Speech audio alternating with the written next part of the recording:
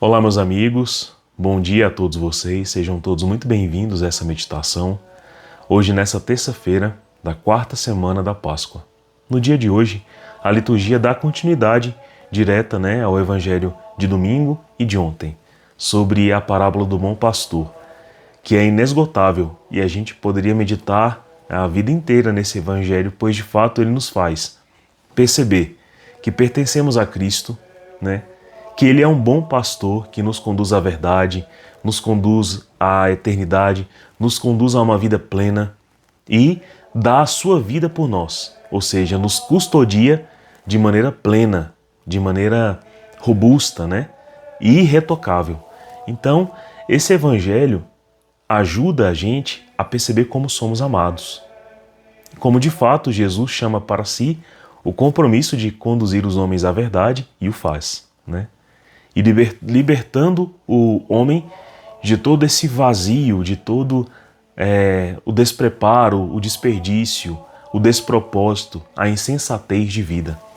Então, é belíssimo meditar sobre esse Evangelho. Meditar sobre ele nos ajuda a vencer contra o pecado, nos ajuda a ter esperança, a alimentar-nos a fé e também a meditar sobre como poderíamos contribuir para que o nosso próximo tivesse o mesmo dom, a mesma fé, a mesma graça, vivesse a mesma alegria. O Evangelho hoje, no trecho do Evangelho de hoje, de João 10, nós perceberemos isso, que a fé é um grande dom de Deus. Então, rezemos pedindo ao Espírito Santo que nos conduza e que esse Evangelho gere em nosso coração tanto essa alegria quanto uma certa liberdade para corresponder a Deus conforme Ele espera de nós. Estamos reunidos em nome do Pai e do Filho e do Espírito Santo. Amém. Senhor Jesus, dê-nos a graça de compreender a Tua Palavra, que essa Palavra não apenas nos ajude a nos libertar de nossos pecados, mas também aumente em nosso coração a disposição para servir, para ter uma plena felicidade enquanto estamos em comunhão contigo. Dai-nos, Senhor Jesus, a alegria de pertencer realmente a esse redil das Tuas ovelhas e nesse redil termos pleno alimento, termos o que beber, o que comer, o que amar e principalmente o que defender. Te pedimos isso por intercessão da Virgem Maria Santíssima. Ave Maria, cheia de graça, o Senhor é convosco. Bendita sois vós entre as mulheres, bendito é o fruto do vosso ventre, Jesus. Santa Maria, Mãe de Deus, rogai por nós, pecadores, agora e na hora de nossa morte. Amém. Então vamos lá ao Evangelho, Está em João 10, versículos de 22 a 30, e diz assim, Celebrava-se em Jerusalém a festa da dedicação do templo. Era inverno. Jesus passeava pelo templo, no pórtico de Salomão. Os judeus rodeavam-no e disseram, Até quando nos deixarás em dúvida? Se tu és o Messias, dize-nos abertamente. Jesus respondeu, Já vou-lo disse, mas não acreditais. As obras que eu faço em nome do meu Pai dão testemunho de mim. Vós, porém, não acreditais, porque não sois as minhas ovelhas. As minhas ovelhas escutam a minha voz, e eu as conheço e elas me seguem. Eu dou-lhes a vida eterna, e elas jamais se perderão, e ninguém vai arrancá-las da minha mão. Meu Pai, que me deu essas ovelhas, é maior do que todos, e ninguém pode arrebatá-las da mão do meu Pai. Eu e o Pai somos um. Meus irmãos, que leitura forte, E a gente percebe aqui uma grande alegria de pertença em Cristo, mas principalmente que a fé, que gera isso, essa pertença com o Senhor, ou seja, ouvir a voz do Senhor, ter habilidade para segui-lo, para obedecê-lo, para tomar sua diretriz por sentido de vida, por propósito de vida, garante a vida eterna, boa pastagem, alimento no tempo certo, proteção, custódia de Cristo, Veja Jesus dizendo, ninguém vai arrancá-las de mim. Meu Pai me deu essas ovelhas e é maior que todos. Ninguém pode arrebatá-las da mão do meu Pai, e eu e o Pai somos um. Então Jesus, diante da afronta dos homens que estavam negando-se, dos homens que estavam querendo talvez uma palavra de Jesus para poder incriminá-lo, A palavra de Jesus é muito contundente. Ela é muito forte, ela é muito voraz. Como de fato um pastor que está ali preservando, né? Não a si mesmo. Não. A si mesmo parece que ele não se preserva. Ele não tem um autocuidado, né? Pelo contrário, ele se antepõe. Como se colocasse as ovelhas dele por detrás dele e dissesse: então eu já disse, e vou dizer de novo, que além de ser o Messias, né? Além de ser o prometido, de ser aquele por quem todo esse templo foi erigido, né? Além de ser o descendente, o tatara neto de Salomão, que recebe o nome desses pórticos, né? De ser sobre mim toda a profecia e toda a lei proferida previamente. Eu sou um com o Pai, né? Um com Deus, eu sou Deus, né? Eu sou o Senhor. Então ele coloca de trás dele as ovelhas, como que chamando para si a responsabilidade. E fica para aqueles que o perguntaram apenas uma questão: se eu não for Deus, se eu não for o Messias, contradigam-me, se anteponham a mim, né? Desafirmem as minhas palavras, desafirmem a sabedoria que eu vos dei a conhecer, desafiem os milagres que eu realizei, as obras que eu realizei, como não sendo boas, como não sendo de Deus, como não sendo dignas, como não sendo verdadeiras. Contradigam uma só coisa dita ou feita, né? E os homens teriam então que não apenas se render, porque era impossível contradizer, mas se dar a fé. Se dar a fé. Porque de fato, se além de não conseguirem contrapor, eles afirmarem que aquilo que Jesus fez é bom e verdadeiro, eles deveriam então converter-se. Mas Jesus deixa bem claro aqui que por que eles não creram, né? Então, por que não creram? É porque o dom de crer, né, de converter-se, de estar como uma ovelha de Cristo, é um dom, é um presente, né? É uma dádiva. E diante dessa dádiva, sim, o homem pode contribuir ou não. Então, por exemplo, qualquer coisa que chegue a você como um valor, né? Por exemplo, uma nova ciência, uma nova faculdade ou a fé, mesmo a fé. Você julgou inicialmente se aquilo era bom ou não, se aquilo era verdadeiro ou não, se você iria se entregar ou não. E o nosso julgamento, por mais que ele seja parcial, seja uma ciência parcial, uma inteligência parcial, uma sabedoria parcial, né? A gente julga. Não, isso aqui eu não quero para minha vida. Não, isso aqui eu quero. Nisso aqui eu quero mergulhar, me aprofundar, né? Eu digo para vocês que, por exemplo, quase todas as ciências que vieram ao meu coração, eu precisei e gostei de me aprofundar. E a fé também. Quando veio ao meu coração, eu quis aprofundar-me nela, né? E é engraçado que são duas coisas que eu amo e que não se contrapõem. Pelo contrário, contribuem cada vez mais para o meu coração e para o meu amor por Deus, né? Por Jesus. Então, de fato, o homem julga. Não tem como. Nós vamos julgar isso. E é por isso que Deus nos deu a razão, né? Que é para deixar ela ser iluminada pela fé e por aquilo que, pela ciência, pela inteligência, pela sabedoria, é infuso no coração humano, né? Mas isso tudo é dom.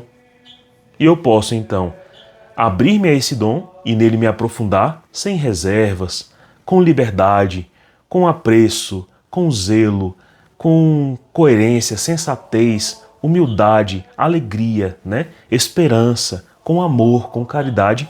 Ou eu posso abrir-me parcialmente, ou seja, eu vou querer fatiar aquela semente que é dada e semeada em meu coração. E é claro, eu não vou chegar a bom termo. Primeiro porque a competição para com aquilo é grande no meu coração. E segundo porque, descaracterizando a fé que me é dada, se eu fizer retaliações, se eu fizer algum protesto, se eu fizer alguma revolução, alguma revolta, revogando alguns direitos da fé de se expandir em meu coração, em meu entendimento, o que vai crescer é uma coisa que eu mesmo fiz, mas que não foi dom. E o que parte de mim, geralmente, tem vícios nas minhas paixões. Por isso é muito parcial e não pleno. Então pode ser que, se assim eu fizer com a fé que Jesus me dá, eu o venha a contrapor lá na frente alguma coisa importante. E aí é grave, não dá certo. Ou eu posso me fechar de vez. Não quero saber, né? Não quero saber dessa palavra, não quero saber desse Deus, não quero saber da necessidade de conversão, não quero saber dessas práticas, não quero saber de nada. Pronto.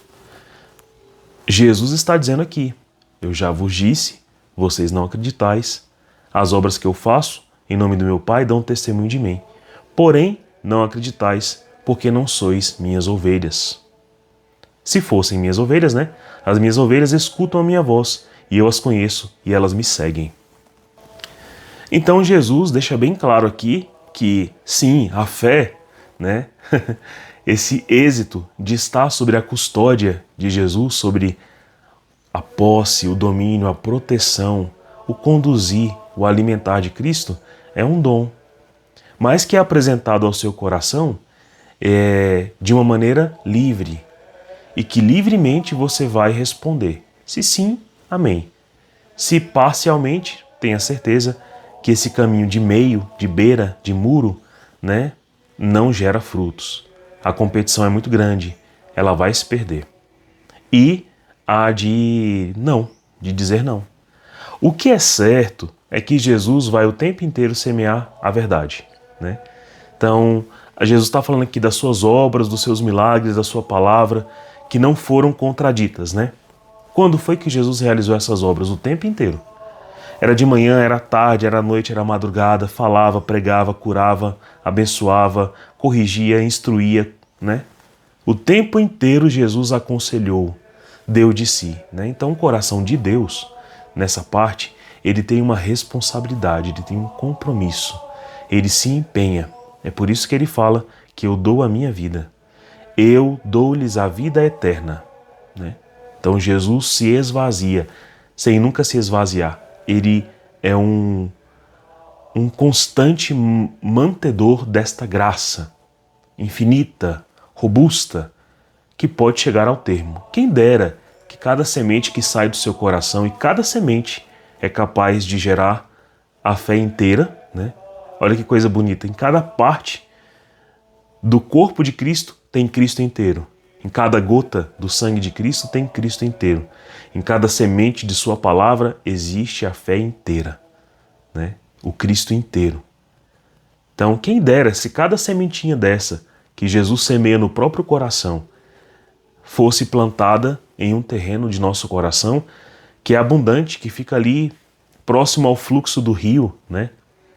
Estendendo raízes para nunca mais se secar, jamais as folhas estarem sempre verdes, né? Quem dera. Mas existe gente que já corta de cara. já apresentam ali um terreno ruim, né? Mas uma coisa que não se apaga também. Todo coração humano deseja a verdade, deseja a beleza, deseja o eterno, deseja a claridade, deseja ter passos sólidos e firmes. Olha, porque Deus não amputou isso do coração de nenhum. E todo homem tem o desejo de eternidade em seu coração. Todo homem, né? E o pecado não tirou isso de nós. Pelo contrário, fez foi aprofundar. Porque a experiência do pecado e da morte gera em nós um maior vazio. Então esse maior vazio gera em nós um maior desejo pela verdade, pela vida, pelo bem.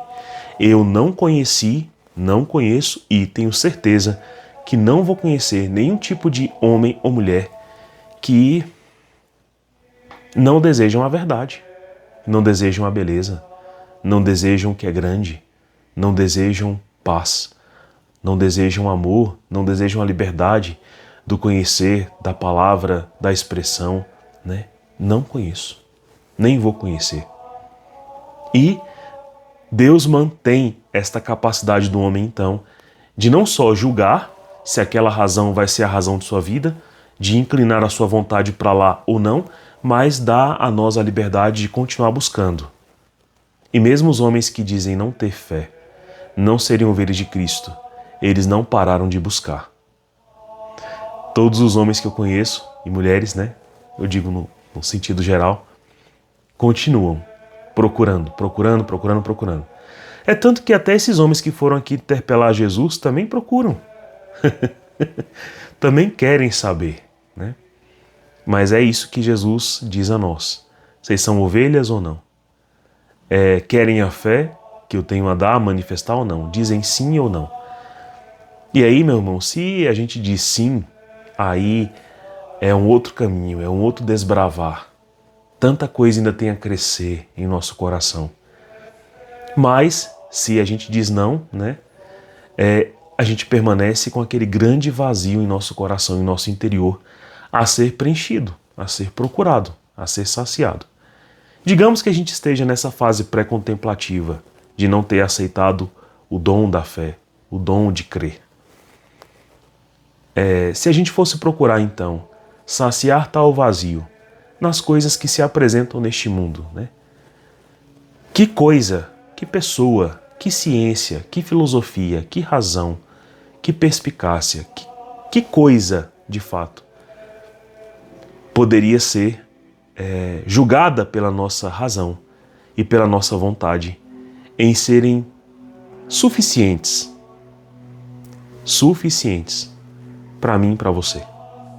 O testemunho do dinheiro é vão, destrutivo, terrível, nefasto, né? O testemunho do poder, né? Conforme Maquiavel diz, que tudo justifica, também é nocivo, é maquiavélico, é tirânico, é podre, é vazio, é decrépito, é ruim e perecível. Assim também o do prazer, do comer, do beber, do vestir, do dinheiro, da vantagem, da fama. Todos esses ídolos caem. E aqueles que os pregam demonstram em si mesmos, né? Testemunhos de fraqueza, de medo, de tristeza, de solidão, de vazio, de morte, de pecado. Existe alguma coisa, né, na qual o homem pode livremente refestelar, descansar a sua mente preocupada, colocar a afeição do seu coração, amar plenamente, irrestritamente? Existe alguma coisa assim? Não existe. Não existe. E todos aqueles que apregoam qualquer coisa que tenta interpolar o coração humano hoje não têm responsabilidade, não dariam a vida por ti, não se comprometeriam por você, não se colocariam entre você e as adversidades. Por exemplo, quem propõe hoje o prazer irrestrito sexual não vai dar para você remédio para as doenças, não vai dar para você sustento para a sua prole, não vai dar para você a sua própria vida. Quem hoje estimula os jovens, homens, mulheres, a ter poder, não vão livrar você da cadeia, não vão livrar você da tortura, da morte, da perseguição, do vazio, da solidão. Então, meus irmãos, quem prega muito este mundo, né, é Satanás e seus anjos, né, seus anjos caídos.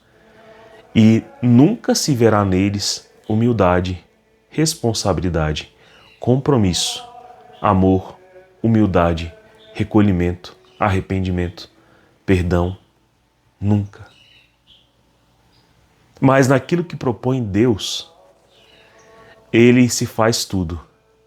Ele é o Cordeiro da propiciação, Ele dá a sua vida, dá o seu sangue, o seu corpo, Ele protege, Ele liberta, né? Ele se antepõe contra todos os perigos. Se te faltar uma palavra acertada, o Espírito te inspira, né? Ele suscita o amor, o perdão, a verdade, a beleza, a grandeza, né? Quanta coisa o Senhor fez por nós e ainda faz por nós e está a fazer. E é engraçado que aqueles que o seguem, suas ovelhas, que ajudam o seu pastoreio, também parecem ser pessoas que fazem um compromisso maior. São pessoas que de repente, né, fazem voto de pobreza, dão seus bens,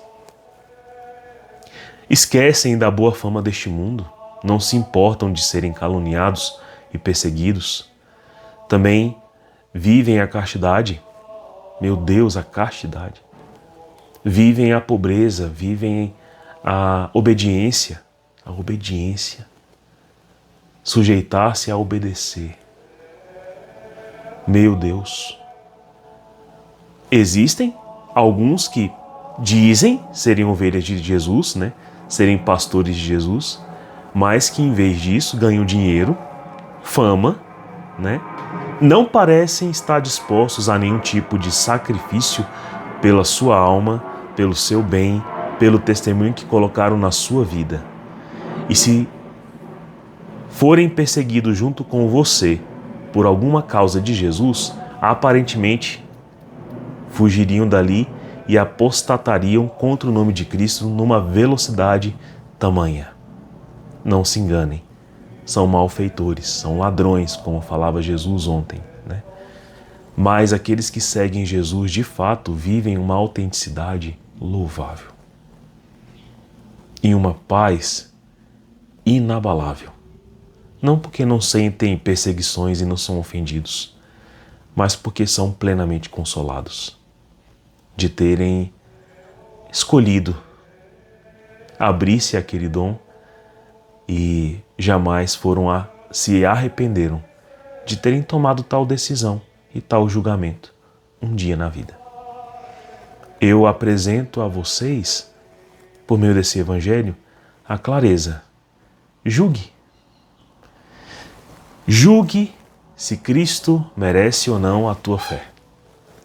Mas julgue bem. Você consegue contradizer alguma palavra? Você consegue contradizer alguma obra? Você consegue dar ao coração alguma coisa tão plena quanto? Você percebe algum outro testemunho anticristão que tenha feito tanto por você? Morrido por você na cruz, chorado por você no horto, mantido o testemunho mesmo em meio às perseguições? Alguém que tenha a capacidade de dizer o seguinte: ninguém vai arrebatá-lo das mãos do meu Pai, e eu e o Pai somos um? Existe amor tão grande testemunhado por você neste mundo que mereça tanto a sua atenção e a sua adesão? Pronto. Eu acho que respondendo essas perguntas, você vai estar fazendo um bom julgamento sobre o quanto que o dom da fé é bem-vindo ao seu coração. Um grande abraço, fica com Deus, até amanhã.